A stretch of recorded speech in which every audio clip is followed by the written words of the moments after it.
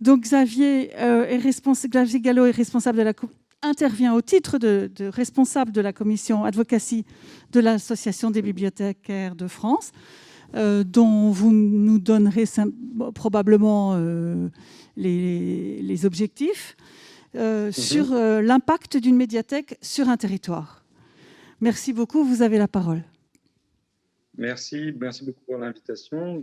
Vaste sujet. Alors, je vais essayer de mixer un peu la présentation de la commission et de répondre à la question de l'impact, parce que je pense qu'il faudra presque toute une journée sur le sujet de l'impact d'une médiathèque sur un territoire. Donc, je vais commencer par parler un peu d'advocacy et puis j'inclurai toutes ces questions d'impact dans mon propos, pour terminer un peu sur les présentations de ce qu'a fait la commission advocacy et de ce qu'elle est en train de préparer aussi pour continuer à défendre justement la place des bibliothèques et leur impact sur le territoire, sur leur territoire ou en France. Donc, je vais commencer par une définition de l'advocacy parce que c'est toujours bien de commencer un peu par des définitions. Alors, je vais prendre celle d'une professeure d'advocacy de l'Université de Toronto qui a porté un peu cette proposition de définition, disant que l'advocacy est un effort délibéré, prévu et soutenu pour développer une compréhension et un soutien au fil du temps par retouches successives. Éveiller un intérêt pérenne autour des actions et des valeurs que portent les bibliothèques dans la société civile d'une part, dans la conscience des décideurs et des personnes qui influencent d'autre part. Donc on est bien ici dans l'idée que c'est pas juste une action ponctuelle, mais l'advocacy, c'est une action pérenne sur le long terme par des plaidoyers successifs, parce que la notion de plaidoyer est un peu réductrice en français, et c'est pour ça que l'ABF a gardé la notion d'advocacy, parce que plaidoyer renvoie souvent à quelque chose de ponctuel. Alors que là, l'advocacy, c'est vraiment sur le long terme, à travers différentes campagnes, mais qui incarnent toutes les valeurs que veut défendre l'Association des bibliothécaires de France. Donc, l'enjeu, voilà, est bien sûr, chacun, s'il y a de l'advocacy à faire aussi dans sa bibliothèque et sur le métier de bibliothécaire, de bien se mettre au clair avec cette notion de valeur et quelle image on souhaite donner de la profession, quelle stratégie on met en place de relations, d'influence auprès d'un certain nombre de personnes pour arriver à un certain nombre d'objectifs.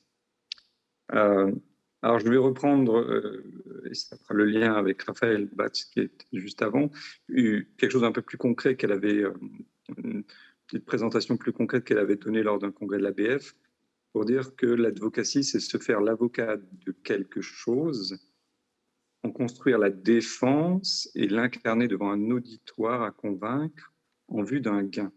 Et bien cette notion qu'on oublie parfois d'objectif de gain qu'on veut obtenir, parfois ça peut être, entre guillemets, on peut se satisfaire de l'idée, voilà, on va défendre par exemple l'importance de l'inscription gratuite en bibliothèque, ok, et l'objectif c'est quoi? Est-ce que c'est juste de se faire plaisir, de dire voilà, on a construit une campagne vachement sérieuse, bien construite, bien argumentée, avec de belles images, un propos très solide, mais est-ce qu'on a obtenu quelque chose? Est-ce qu'on voulait obtenir quelque chose? Et est-ce qu'on l'a obtenu? Voilà, c'est les questions qu'on oublie parfois. Donc, la commission advocacy essaie d'illustrer et de faire savoir, grâce aux différents plaidoyers qu'on a mis en place, quel est l'impact des bibliothèques sur le territoire, justement, et pourquoi les bibliothèques sont importantes et utiles à tous. On va commencer par une évidence. En premier lieu, c'est le service public dont l'accès est libre et gratuit, ouvert à tous. C'est quasiment le seul, puisqu'il y a beaucoup d'autres où il faut payer l'inscription, si on pense aux piscines, voilà, d'autres lieux culturels où il faut payer sa place pour assister à un spectacle. Des MJC où il faut payer pour participer à l'activité. La bibliothèque, c'est un service public gratuit et ouvert à tous. C'est le service culturel le plus proche aussi de tous les Français. C'est un des éléments qu'on avait mis en place sur la campagne qu'on avait de plaidoyer en faveur au moment des élections municipales. Hein. C'était que 91% des Français sont à 20 minutes d'une bibliothèque.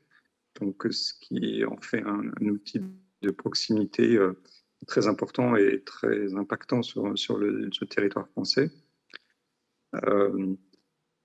Alors, la gratuité d'inscription est un de nos prochains plaidoyers, dont je reparlerai un tout petit peu plus tard. L'objectif, et ça c'est une des valeurs importantes que porte l'ABF depuis de nombreuses années, c'est l'objectif de lever toutes les barrières économiques et symboliques de l'accès à la bibliothèque. Donc, ça peut nous paraître évident pour nous bibliothécaires, parfois professionnels ou élus, décideurs, que l'entrée à la bibliothèque est gratuite, donc voilà, ça ne pose pas de débat. Et en fait, parfois, le fait de communiquer en disant maintenant l'inscription devient gratuite, en fait, ça fait aussi augmenter la fréquentation. Parce que quelque part, il y a cette idée que oui, s'il faut une inscription, qu'elle est payante, si je dois rentrer, enfin, ça entretient toujours une espèce d'ambiguïté sur l'accès à l'espace lui-même. La collègue d'Orléans, lors du congrès virtuel de l'ABF, évoquait même que la mise en place de la gratuité à Orléans avait augmenté de plus de 60% la fréquentation de la bibliothèque, sans parler de l'inscription à la bibliothèque. Donc, c'est un impact colossal. Donc, voilà. De par l'ADN aussi, les bibliothèques, elles donnent l'accès à l'information, à la connaissance, au loisir, à la formation tout au long de la vie. C'est devenu aussi depuis de plusieurs années un lieu culturel avec des animations, des événements de tous ordres. L'impact de la bibliothèque, c'est aussi sa capacité à fédérer un public large, de contribuer à d'autres politiques publiques de sa collectivité, que ce soit les politiques éducatives, sociales, culturelles bien sûr, mais y compris sur la facilité de l'accès à la connaissance, participer à l'aide aux devoirs, ou des éléments un peu plus concrets comme ça. Aussi d'intégrer un certain nombre de priorités de sa propre collectivité. Donc, ce côté un peu, par la diversité de ses missions, peut participer à plein de politiques publiques. Je pense bien sûr au développement durable dont parlait Raphaël Batz, hein, de promouvoir de soi-même déjà d'être exemplaire dans ce qu'on fait, dans la notion de recyclage, de montrer l'exemple. Il y a pas mal d'actions sur les jardins partagés autour des bibliothèques. Donc, de montrer ce qu'on peut faire pour changer ses habitudes personnelles pour impacter le territoire et de nous-mêmes de l'incarner.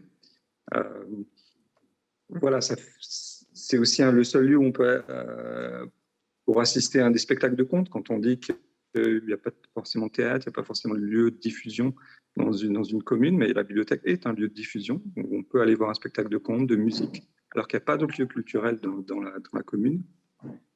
Faire aimer la lecture aux bébés, on commence très jeune, c'est notre rôle aussi de faire ça. Donner accès à Internet, c'est parfois une évidence, mais soit on va au McDo, on se paye un café et puis on a un accès gratuit à Internet pendant un certain temps, soit on vient à la bibliothèque, en plus c'est gratuit, et souvent il y a du Wi-Fi où on a accès à des ordinateurs pour accéder à Internet, ce qu'on n'a pas forcément soi-même aujourd'hui chez soi. Former sur le numérique, bien sûr, ça c'est une des choses qu'on peut faire, alors qu'il y a un certain nombre de programmes qui deviennent payants, de labellisation avec Pix autour d'Internet. La bibliothèque, elle, est capable de former gratuitement, faire de la littératie numérique de manière générale. Développer l'esprit critique, voilà, les fake news, l'éducation aux médias, apprendre une langue, soit à travers les documents, les ressources en ligne, à travers des salons, des temps de conversation avec d'autres gens qui parlent cette langue, le code de la route, être un lieu de brassage aussi intergénérationnel, interculturel. Donc voilà tous les éléments d'impact quelques exemples de l'impact d'une bibliothèque peut avoir sur son territoire et de la manière dont elle peut contribuer à d'autres politiques. Alors, sur les actions menées par la Commission, pour donner quelques exemples concrets, donc à l'occasion des élections présidentielles, on a posé des questions aux candidats. Il y a eu une vidéo pétition en direction des candidats à la députation. C'était un partenariat avec BSF. Donc, ça a eu un impact. Il y a un certain nombre de candidats qui ont été élus, députés qui maintenant sont susceptibles de soutenir un peu la cause des bibliothèques, notamment avec la loi qui est en cours qui est passée au Sénat et qui devrait passer en début tout de suite en septembre à l'Assemblée nationale. Raphaël Batz ne l'a pas évoqué, mais il y a eu, elle était associée à un moment donné au titre de l'ENSIB, puis il y avait un partenariat avec la BPI et le CFIBD sur le développement durable.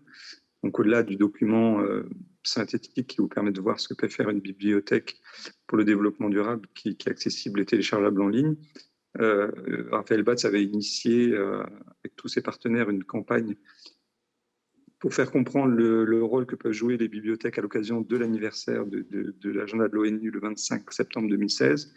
Et c'est vrai qu'en 3 mois, 1600 bibliothèques se sont mobilisées et ont réincarné concrètement avec des actions dans leur bibliothèque qui ont été ensuite relayées sur les réseaux sociaux, ce qu'on pouvait faire et comment on pouvait interpeller la population et faire de l'éducation au développement durable.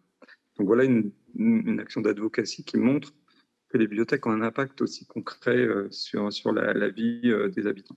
Pour les élections municipales, j'en parlais, donc on a parlé des bibliothèques gratuites et ouvertes à tous, en utilisant des chiffres issus de sondages ou d'enquêtes qui ont été faites sur les bibliothèques. La bibliothèque formée publique avec une notion de lien avec l'université aussi qui était importante pour l'association. Le numérique, je n'y reviens pas, et la proximité que j'évoquais tout à l'heure. Donc, c'est 4 cartes postales que chacun, bibliothécaire, pouvait envoyer aux candidats et qui peuvent aujourd'hui être utilisées pour les gens élus, pour les décideurs, pour leur dire, ben voilà, c'est les 4 axes importants des bibliothèques, qu'est-ce que vous faites, qu'est-ce que vous avez envie de développer encore pour renforcer cet aspect.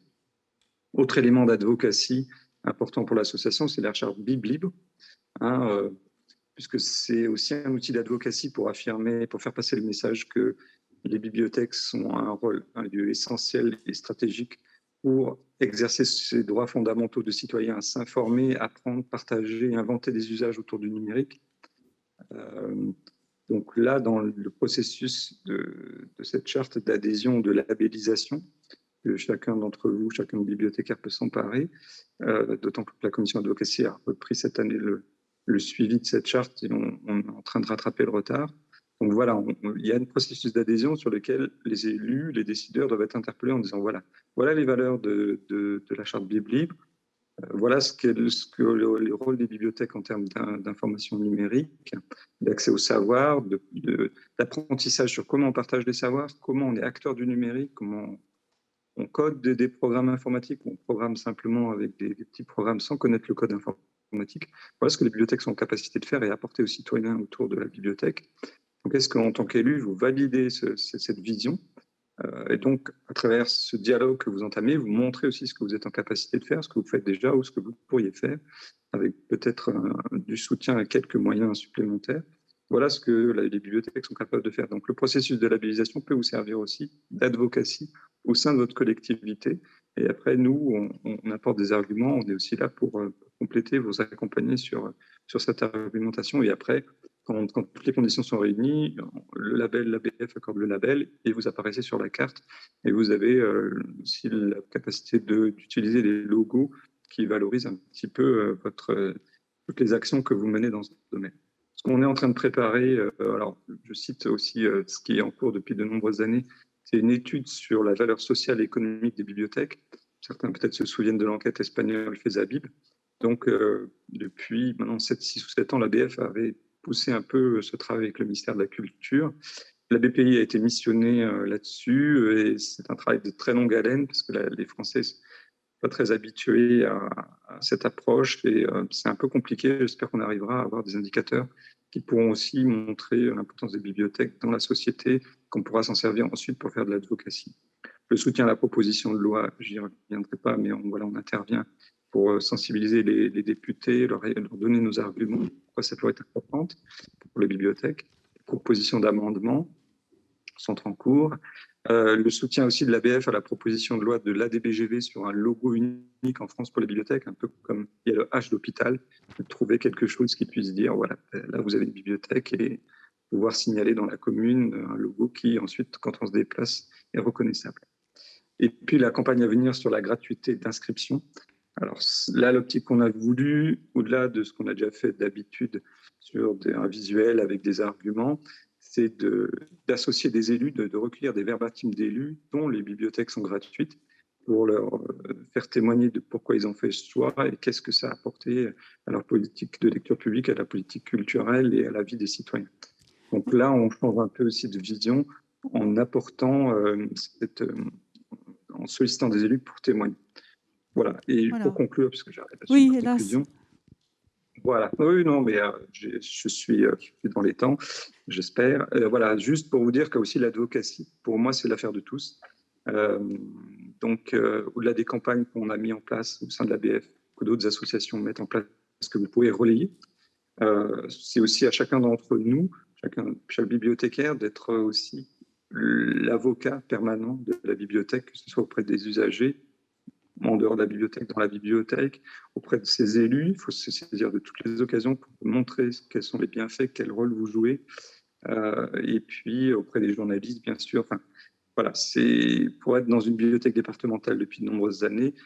On sait que des projets de bibliothèque, c'est des projets de longue haleine et que parfois, on a expliqué 50 fois à un élu l'importance de la bibliothèque quand on a bu un verre, quand on l'a croisé dans un couloir, lors d'une inauguration, on remet une couche et puis tout d'un coup, le projet émerge parce que la pédagogie a fait son effet. Donc aussi, c'est à nous tous de faire du plaidoyer, d'expliquer sans arrêt le rôle qu'on joue parce qu'en plus, il évolue.